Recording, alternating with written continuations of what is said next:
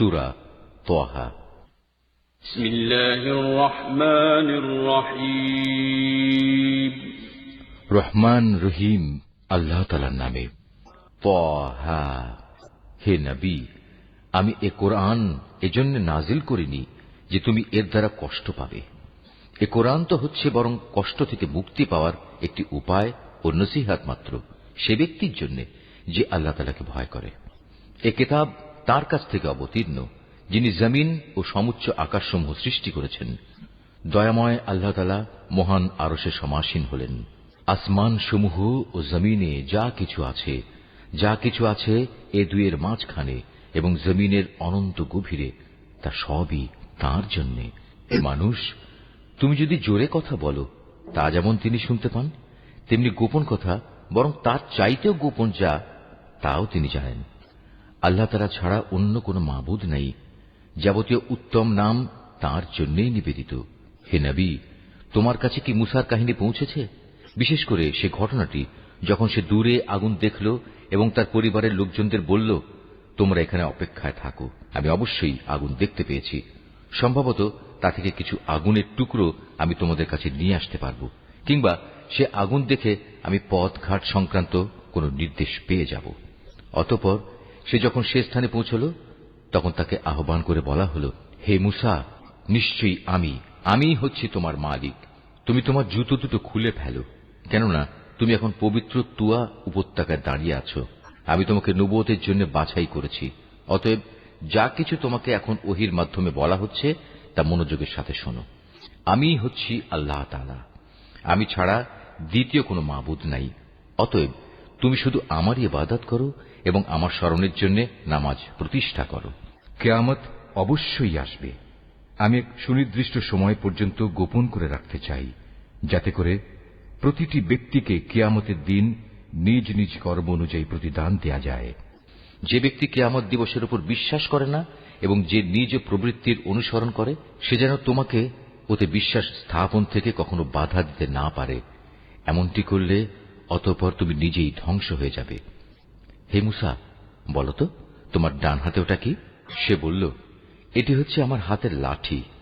আমি কখনো কখনো এর উপর ভর দেই, আবার কখনো তা দিয়ে আমি আমার মেষপালের জন্য গাছের পাতা পাড়ি। তাছাড়াও এটি আমার আরো অনেক কাজে লাগে। আল্লাহ তাআলা বললেন, হে মুসা, এটি মাটিতে নিক্ষেপ করো। অতঃপর সে তা মাটিতে নিক্ষেপ করল, সাথে সাথেই তা সাপ হয়ে এদিক ওদিক ছোটাছুটি করতে লাগল। তিনি বললেন, হে মুসা, তুমি একে ধরো, ভয় পেও না। দেখবে আমি এখনই তাকে তার আগের আকৃতিতে ফিরিয়ে আনছি। হে মুসা, এবার তুমি তোমার হাত তোমার বগলে রাখো। অতঃপর দেখবে কোন রকম অসুখজনিত দোষ ত্রুটি ছাড়াই তা নির্মল উজ্জ্বল হয়ে বেরিয়ে আসবে। এ হচ্ছে আমার পরবর্তী নিদর্শন। এগুলো এজন্য দেয়া হলো যেন আমি তোমাকে আমার কুদরতের আরো বড় বড় নিদর্শন দেখাতে পারি। হ্যাঁ, এবার এগুলো নিয়ে তুমি ফেরাউনের কাছে যাও, কেননা সে নিজেকে মাবুদ দাবি করে মারাত্মক সীমা লঙ্ঘন করে ফেলেছে। সে বলল, হে আমার মালিক, তুমি আমার জন্য আমার বক্ষকে প্রশস্ত করে দাও, আমার কাজ আমার জন্য সহজ করে দাও, আমার জিহ্বার জড়তা দূর করে দাও, যাতে করে ওরা আমার কথা বুঝতে পারে। আমার আপনজনদের মধ্যে থেকে একজনকে আমার সাহায্যকারী বানিয়ে পাঠাও। হারুন হচ্ছে আমার ভাই, তাকেই বরং তুমি আমার সহযোগী বানিয়ে দাও। তার দ্বারা তুমি আমার শক্তি বৃদ্ধি করো, তাকে আমার কাজের অংশীদার বানিয়ে দাও, যাতে করে আমরা উভয়ে মিলে তোমার অনেক পবিত্রতা ও মহিমা ঘোষণা করতে পারি, তোমাকে বেশি বেশি স্মরণ করতে পারি। নিশ্চয়ই তুমি আমাদের কার্যক্রমের সম্মুখ দ্রষ্টা। তিনি বললেন, হে মুসা, তুমি যা কিছু চেয়েছ তা সবই তোমাকে দেয়া হলো। আমি তো এর আগেও অলৌকিকভাবে তোমার প্রতিপালনের ব্যবস্থা করে তোমার উপর আরেকবার অনুগ্রহ করেছিলাম, যখন আমি তোমার মায়ের কাছে একটি ইঙ্গিত পাঠিয়েছিলাম। আসলে সে বিষয়টি ইঙ্গিত করে বলে দেওয়ার মতো গুরুত্বপূর্ণ বিষয় ছিল। সে ইঙ্গিত ছিল, তুমি তাকে ফেরাউনের লোকদের কাছ থেকে বাঁচানোর জন্য জন্মের পর একটি সিন্দুকের ভেতরে রেখে দাও। অতঃপর তাকে সিন্দুক সহ নদীতে ভাসিয়ে দাও, যেন নদী তাকে ভাসাতে ভাসাতে তীরে ঠেলে দেয়। আমি জানি একটু পরেই তাকে উঠিয়ে নেবে এমন এক ব্যক্তি যে আমার দুশমন এবং তারও দুশমন। হে মুসা, আমি আমার কাছ থেকে ফেরাউন ও অন্য মানুষদের মনে তোমার জন্য ভালোবাসা সৃষ্টি করে দিয়েছিলাম, যেন তুমি আমার চোখের সামনেই বড় হতে পারো। যখন তোমার বোন চলতে চলতে এখানে এলো এবং ফেরাউনের লোকজনদের বলল, আমি কি তোমাদের একথা বলে দেব কে এর লালন পালনের ভার নিতে পারবে? তারা এতে রাজি হয়ে গেল। এভাবেই আমি তোমাকে পুনরায় তোমার মায়ের কাছে তার কোলেই ফিরিয়ে আনলাম, যাতে করে তার চোখ জুড়িয়ে যায় এবং তোমাকে হারিয়ে সে যেন চিন্তাক্লিষ্ট না হয়। স্মরণ করো, যখন তুমি একজন মানুষকে হত্যা করলে, তখন আমি হত্যাজনিত সেই মানসিক যন্ত্রণা থেকে তোমাকে মুক্তি দিলাম। এছাড়াও তোমাকে আমি আরো বিভিন্নভাবে পরীক্ষা করেছি। অতঃপর তুমি কয়েক বছর মাদিয়ানবাসীদের মাঝে কাটিয়ে এলে। এরপর হে মুসা, একটা নির্ধারিত সময় পরেই তুমি আজ এখানে এসে উপস্থিত হলে। আমি এই দীর্ঘ পরীক্ষা দ্বারা তোমাকে আমার নিজের কাজের জন্য প্রস্তুত করে নিয়েছি।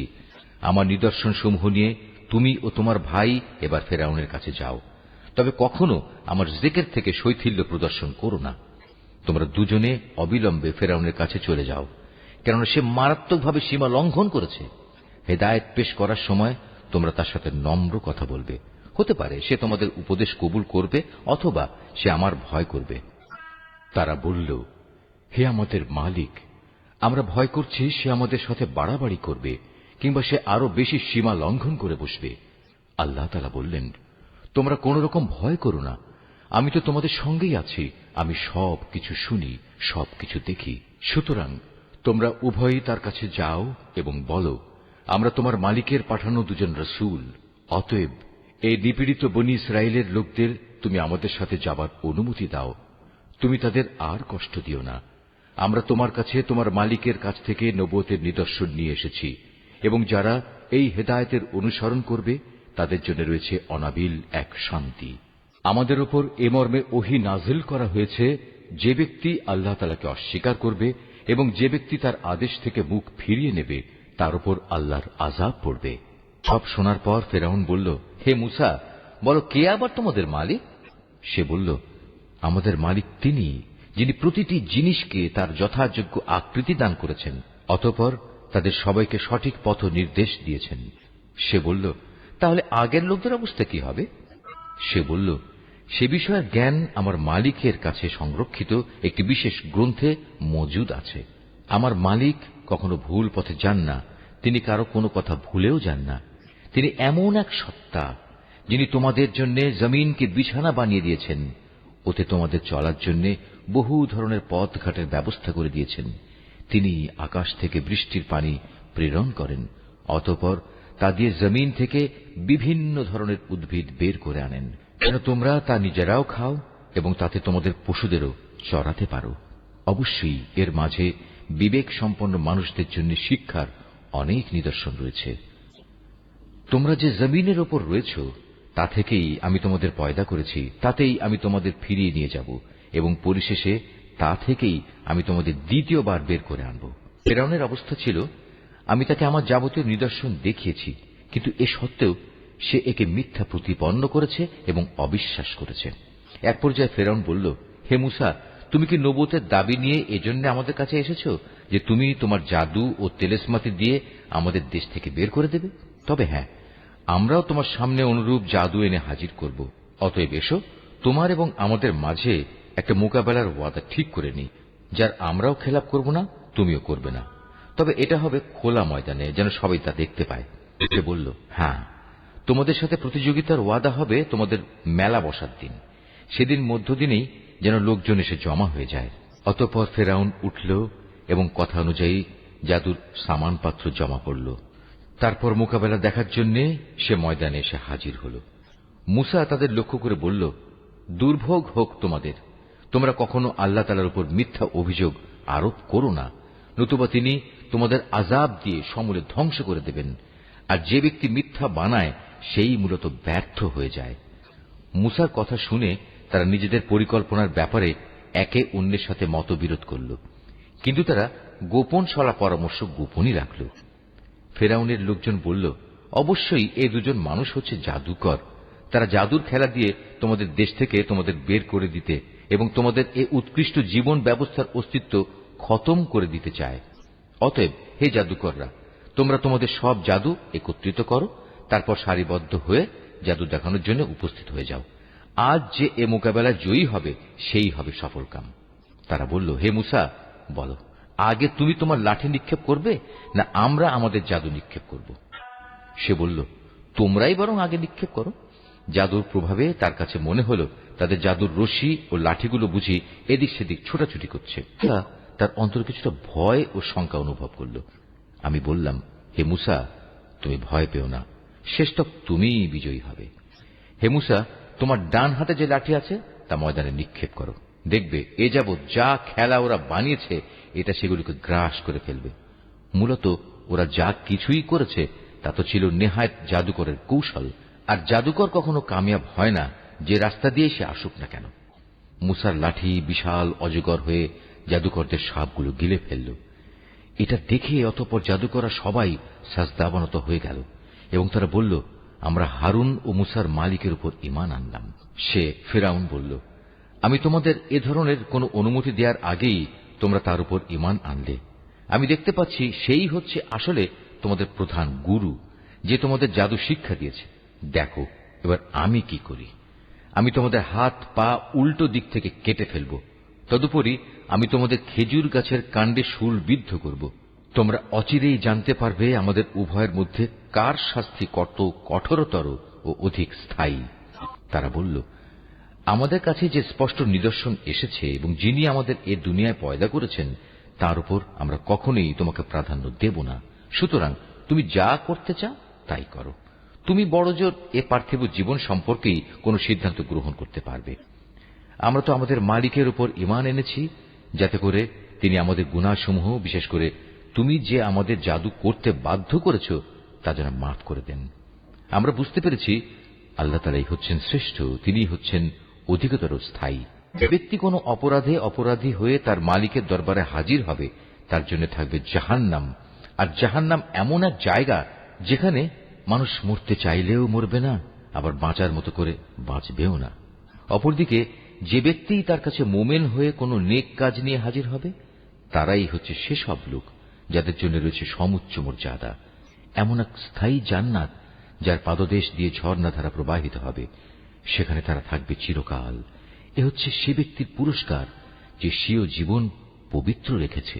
আমি মুসার কাছে এ মর্মে ওহী পাঠিয়েছি, তুমি আমার বান্দাদের নিয়ে রাতের বেলায় এই দেশ ছেড়ে চলে যাও এবং আমার আদেশে তুমি ওদের জন্য সমুদ্রের মধ্যে একটি শুষ্ক সড়ক বানিয়ে নাও। পেছন থেকে কেউ তোমাকে ধাওয়া করবে এই আশঙ্কা তুমি কখনোই করো না। মুসা তার জাতিকে নিয়ে সাগরের পানে বেরিয়ে গেল। অতঃপর ফেরাউন তার সৈন্য সামন্ত সহ তাদের পশ্চাৎ ধাবন করল। তারপর সাগরের অথই পানি তাদের ডুবিয়ে দেয়, ঠিক যেমনটি তাদের ডুবিয়ে দেওয়া উচিত ছিল। মূলত ফেরাউন তার জাতিকে গোমরাহ করে দিয়েছে, সে কখনোই তাদের সঠিক পথ দেখায়নি। হে বনী ইসরাইল, চেয়ে দেখো আমি কিভাবে তোমাদের প্রধান শত্রু ফেরাউন থেকে তোমাদের মুক্তি দিয়েছি এবং আমি তোমাদের নবীর কাছে তুর পাহাড়ের ডান দিকে যে স্থানে তাওরাত গ্রন্থ দানের ওয়াদা করেছিলাম তাও পূরণ করেছি। তোমাদের জন্য আমি আরো নাজিল করেছি তোমাদের প্রতি এক পবিত্র খাবার যার নাম মান এবং সালওয়া। তোমাদের আমি যা ভালো খাবার দান করেছি তা খাও এবং তাতে বাড়াবাড়ি করো না, নতুবা তোমাদের উপর আমার গজব অবধারিত হয়ে যাবে, আর যার উপর আমার গজব নাজিল হবে সে তো ধ্বংসই হয়ে যাবে। আমি অবশ্যই তার প্রতি ক্ষমাশীল যে ব্যক্তি তওবা করল অতঃপর সৎপথে অবিচল থাকল। মুসা পাহাড়ে আসার পর আমি বললাম, হে মুসা, কেন তুমি তোমার জাতির লোকদের থেকে তাড়াতাড়ি তুর পর্বতে চলে এলে? সে বলল, না, তারা তো আমার পেছনেই রয়েছে। আমি তোমার কাছে আসতে তাড়াতাড়ি করলাম যাতে করে হে মালিক তুমি আমার ওপর সন্তুষ্ট হও। তিনি বললেন, তোমার চলে আসার পর আমি তোমার জাতিকে আর এক পরীক্ষায় ফেলেছি। সামেরি নামের এক ব্যক্তি তাদের গোমরাহ করে দিয়েছিল। অতঃপর মুসা অত্যন্ত ক্রুদ্ধ ও ক্ষুব্ধ হয়ে তার জাতির কাছে ফিরে এলো। এসে তাদের সে বলল, হে আমার জাতি, এ তোমরা কি করলে? আল্লাহ তাআলা কি তোমাদের একটি উত্তম প্রতিশ্রুতি দেননি যে তোমাদের তিনি এ জমিনের কর্তৃত্ব সমর্পণ করবেন? তবে কি আল্লাহ তাআলার এ প্রতিশ্রুতির সময়টি তোমাদের কাছে খুব দীর্ঘ মনে হয়েছিল? তোমরা আর অপেক্ষা করতে পারলে না? কিংবা তোমরা এটাই চেয়েছ তোমাদের উপর তোমাদের মালিকের গজব অবধারিত হয়ে পড়ুক, অতঃপর তোমরা আমার ওয়াদাই ভঙ্গ করে ফেললে? তারা বলল, হে মুসা, আমরা তোমার প্রতিশ্রুতি নিজেদের ইচ্ছায় ভঙ্গ করিনি। আসলে যা ঘটেছে তা ছিল মানুষদের অলংকার পত্রের বোঝা আমাদের উপর চাপানো হয়েছিল। আমরা তা বইতে না পেরে আগুনে নিক্ষেপ করে দিই। এ ছিল আমাদের অপরাধ। এভাবেই সামেরি আমাদের প্রতারণার জালে নিক্ষেপ করল। তারপর সে অলংকার দিয়ে তাদের জন্য একটি বাছুর বানিয়ে বের করে আনল। মূলত তা ছিল একটি নিষ্প্রাণ অবয়ব, তাতে গরুর মতো শব্দ ছিল মাত্র। তারা এটুকু দেখেই বলতে লাগল, এ হচ্ছে তোমাদের মাবুদ, এটি মুসার মাবুদও। কিন্তু মুসা এর কথা ভুলে আর এক মাবুদের সন্ধানে তুর পাহাড়ে চলে গেছে। ধিক তাদের বুদ্ধির উপর! তারা কি দেখেনি ওটা তাদের কথার কোনো উত্তর দেয় না, না ওটা তাদের কোন রকম ক্ষতি কিংবা উপকার করার ক্ষমতা রাখে? হে নবী, এদের বলো, হ্যাঁ, প্রত্যেক ব্যক্তি তার কাজের প্রতিফল পাবার অপেক্ষা করছে। অতএব তোমরাও অপেক্ষা করো। অচিরেই তোমরা জানতে পারবে সঠিক পথের অনুসারী কারা, আর কারাই বা সোজা সঠিক পথ পেয়েছে। মুসা তার জাতির কাছে ফিরে আসার আগেই হারুন তাদের বলেছিল, হে আমার জাতি, এ গোবাছুর দ্বারা তোমাদের ঈমানেরই পরীক্ষা নেওয়া হচ্ছে। তোমাদের মালিক তো হচ্ছেন দয়াময় আল্লাহ তাআলা। তোমরা আমার অনুসরণ করো এবং আমার আদেশ মেনে চলো।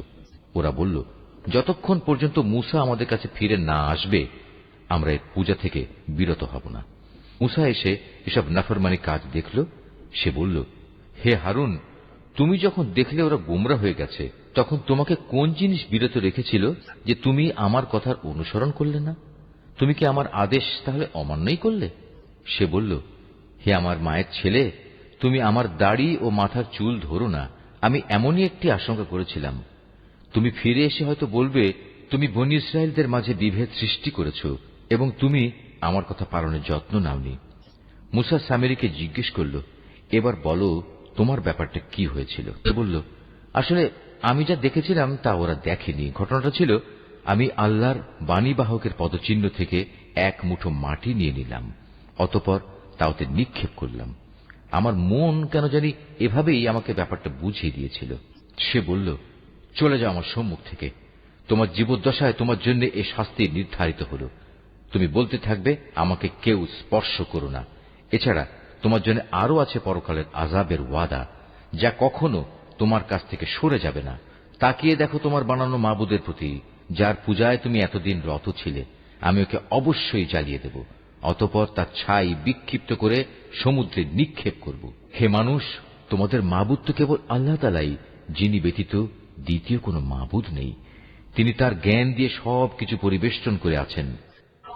হে নবী, মুসার যেসব ঘটনা তোমাদের আগে ঘটেছে তার সংবাদ আমি এভাবেই তোমাকে শুনিয়ে যাব। তাছাড়া আমি তোমাকে আমার কাছ থেকে একটি স্মরণিকাও দান করেছি। যে কেউই এ স্মরণিকা থেকে মুখ ফিরিয়ে নেবে, সে কিয়ামতের দিন নিজ কাঁধে গুনাহের এক ভারী বোঝা বইবে। তারা সব সময় এ অবস্থায় থাকবে, কিয়ামতের কঠিন দিনে তাদের জন্য এ বোঝা কত মন্দ প্রমাণিত হবে। দিন সিংহায় ফুৎকার দেয়া হবে, সেদিন আমি সব অপরাধীকে এমন অবস্থায় জমা করব, ভয়ে তাদের চোখ নীল ও দৃষ্টিহীন থাকবে। তারা নিজেদের মধ্যে চুপে চুপে বলাবলি করতে থাকবে, তোমরা দুনিয়ায় বড়জোর 10 দিন অবস্থান করে এসেছ। আসলে আমি জানি সে অবস্থানের সঠিক পরিমাণ কত ছিল, বিশেষ করে যখন তাদের মধ্যেকার সবচেয়ে বিবেকবান ব্যক্তি, যে সৎ পথে ছিল, বলবে, তোমরা তো দুনিয়ায় মাত্র একদিন অবস্থান করে এসেছ। হে নবী, তারা তোমার কাছে কিয়ামতের সময় পাহাড়গুলোর অবস্থা কি হবে জানতে চাইবে। তুমি তাদের বলো, সে সময় আমার মালিক এগুলোকে টুকরো টুকরো করে উড়িয়ে দেবেন। অতঃপর এই জমিনকে তিনি মসৃণ ও সমতল ভূমিতে পরিণত করে ছাড়বেন। তুমি এতে কোন রকম অসমতল ও উঁচু নিচু দেখবে না। সেদিন সব মানুষ একজন আহ্বানকারীর পেছনে চলতে থাকবে, তার জন্য কোনো বাঁকা পথ থাকবে না। সে চাইলেও অন্যদিকে যেতে পারবে না। সেদিন দয়াময় আল্লাহ তাআলার প্রচন্ড ক্ষমতার সামনে অন্য সব শব্দেই ক্ষীণ হয়ে যাবে। এ ভয়ঙ্কর পরিস্থিতিতে ভীত বিহবল মানুষের পায়ে চলার মৃদু আওয়াজ ছাড়া আর কিছুই তুমি শুনতে পাবে না। সেদিন পরাক্রমশালী আল্লাহ তাআলার সামনে কারো কোন রকম সুপারিশই কাজে আসবে না।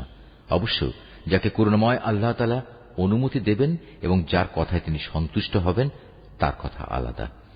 তাদের সামনে ও পেছনে যা কিছু আছে তা তিনি সম্যক অবগত আছেন, কিন্তু তারা তাদের ক্ষুদ্র জ্ঞান দ্বারা তার বিশাল জ্ঞানকে কোনোদিনই পরিবেষ্টন করতে পারবে না। সেদিন মানুষের চেহারাগুলো সেই চিরঞ্জীব ও অনাদি সত্তার সামনে অবনত হয়ে যাবে। ব্যর্থ হবে সে ব্যক্তি যে সেদিন শুধু জুলুমের ভারী বহন করবে। অপরদিকে যে ব্যক্তি ঈমানের সাথে দুনিয়ায় নেক কাজ করেছে সেদিন সে কোনো জুলুমের ভয় করবে না এবং কোনো ক্ষতির ভয়ও। এভাবেই আমি কোরআনকে পরিষ্কার আরবি ভাষায় নাজিল করেছি এবং তাতে মানুষদের পরিণাম সম্পর্কে সাবধানতা সংক্রান্ত কথাগুলো সবিস্তার বর্ণনা করেছি, যেন তারা গুমরাহি থেকে বেঁচে থাকতে পারে কিংবা তা তাদের জন্য চিন্তা ভাবনা সৃষ্টি করতে পারে। আল্লাহ তাআলা অতি মহান, তিনি সৃষ্টিকুলের প্রকৃত বাদশাহ, তিনিই কোরআন নাজিল করেছেন। হে নবী, তোমার কাছে তার ওহী নাজিল পূর্ণ হওয়ার আগে কোরআনের ব্যাপারে কখনো তাড়াহুড়ো করো না, তবে জ্ঞান বাড়াতে চাইলে বলো, হে আমার মালিক, আমার জ্ঞান ভাণ্ডার তুমি বৃদ্ধি করে দাও। আমি এর আগে আদম সন্তানের প্রতি নির্দেশ দান করেছিলাম, কিন্তু সে এসব কথা ভুলে গেছে। আসলে আমি কখনো সে ব্যাপারে তাকে দৃঢ় সংকল্পবদ্ধ পাইনি। আমি ফেরেশতাদের যখন বলেছিলাম তোমরা আদমকে সিজদা করো, তখন তারা সাথে সাথেই সিজদা করল, কিন্তু ইবলিস সে অস্বীকার করল। আমি আদমকে বললাম, এ শয়তান হচ্ছে তোমার ও তোমার জীবন সাথীর দুশমন, সুতরাং দেখো এমন যেন না হয় যে সে তোমাদের উভয়কেই জান্নাত থেকে বের করে দেবে এবং এর ফলে তুমি দারুণ দুঃখ কষ্টে পড়ে যাবে। অথচ এখানে তুমি কখনো ক্ষুধার্ত হও না, কখনো পোশাকবিহীন হও না, তুমি কখনো এখানে পিপাসার্ত হও না, কখনো রোদেও কষ্ট পাও না। কিন্তু এত সাবধান করা সত্ত্বেও অতঃপর শয়তান তাকে কুমন্ত্রণা দিল। সে তাকে বলল, হে আদম, আমি কি তোমাকে অনন্ত জীবনদায়িনী একটি গাছের কথা বলবো, যার ফল খেলে তুমি এখানে চিরজীবন থাকতে পারবে, এবং বলবো এমন রাজত্বের কথা যার কখনো পতন হবে না? অতঃপর তারা উভয় ওই নিষিদ্ধ গাছের ফল খেল। সাথে সাথেই তাদের শরীরের লজ্জাস্থানসমূহ তাদের সামনে প্রকাশ হয়ে পড়ল এবং তারা লজ্জায় তাড়াতাড়ি করে জান্নাতের বিভিন্ন গাছের পাতা দ্বারা নিজেদের লজ্জাস্থান ঢাকতে শুরু করল। এভাবেই আদম তার মালিকের নাফরমানি করল এবং এ কারণে সে সাময়িকভাবে পথভ্রষ্ট হয়ে গেল। কিন্তু তার ক্ষমা প্রার্থনার পর তার মালিক তাকে তার বংশধরদের পথ প্রদর্শনের জন্য বাছাই করে নিলেন, তার উপর ক্ষমা পরবশ হলেন এবং তাকে সঠিক পথ নির্দেশ দিলেন। তিনি বললেন, শয়তান ও তোমরা এখন উভয় দলই এখান থেকে নেমে পড়ো। মনে রাখবে, তোমরা কিন্তু একজন আর একজনের জঘন্য দুশমন। অতঃপর তোমাদের জীবন পরিচালনার জন্য যদি আমার কোনো হেদায়েত পথ নির্দেশ আসে, অতঃপর যে আমার হেদায়েত অনুসরণ করবে সে না কখনো দুনিয়ায় বিপদগামী হবে, না আখেরাতে সে কোনো কষ্ট পাবে। হ্যাঁ, যে ব্যক্তি আমার স্মরণ থেকে বিমুখ হবে তার জন্য জীবনের বাঁচার সামগ্রী সংকুচিত হয়ে যাবে। সর্বোপরি তাকে আমি কিয়ামতের দিন অন্ধ বানিয়ে হাজির করব। সে নিজেকে এভাবে দেখার পর বলবে, হে আমার মালিক, তুমি আমাকে কেন আজ অন্ধ বানিয়ে উঠালে? দুনিয়াতে তো আমি চক্ষুষ্মান ব্যক্তি ছিলাম। তিনি বলবেন, আসলে দুনিয়াতেও তুমি এমনই অন্ধ ছিলে। আমার আয়াতসমূহ তোমার কাছে এসেছিল, কিন্তু তুমি তা ভুলেছিলে। এভাবে আজ তোমাকেও ভুলে যাওয়া হবে। মূলত আমি এভাবেই তাদের প্রতিফল দিই। যারা আমার আয়াত নিয়ে বাড়াবাড়ি করে সে তার মালিকের আয়াতের উপর কখনো ঈমান আনে না। সত্যিকার অর্থে পরকালের আযাবই হচ্ছে বেশি কঠিন এবং অধিক স্থায়ী। এদের আগে আমি কত কত জনপদ ধ্বংস করে দিয়েছি, আর এ ধ্বংসপ্রাপ্ত জনপদ সমূহের উপর দিয়ে এরা তো হামেশাই চলাফেরা করে। অবশ্যই এতে বিবেকবান মানুষদের জন্য নিদর্শন রয়েছে। যদি তোমার মালিকের পক্ষ থেকে এদের অবকাশ দেওয়ার এ ঘোষণা না থাকত এবং এদের উপর আযাব আসার সুনির্দিষ্ট কালক্ষণ আগেই ঠিক করা না থাকত, তাহলে এদের উপর কবেই আযাব অবশ্যম্ভাবী হয়ে পড়ত।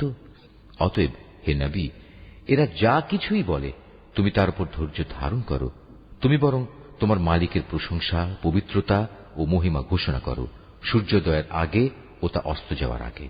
রাতের বেলায় ও দিনের দুই প্রান্তেও তুমি আল্লাহর পবিত্রতা ঘোষণা করো। তাহলে কিয়ামতের দিন তুমি সন্তুষ্ট হতে পারবে। হে নবী, পার্থিব জীবনের সৌন্দর্য স্বরূপ ভোগ বিলাসের সেসব উপকরণ আমি তাদের অনেককেই দিয়ে রেখেছি, তার দিকে তুমি কখনো তোমার দু চোখ তুলে তাকাবে না। আসলে আমি এ সব কিছু এ কারণেই দিয়েছি যেন আমি তাদের পরীক্ষা করতে পারি।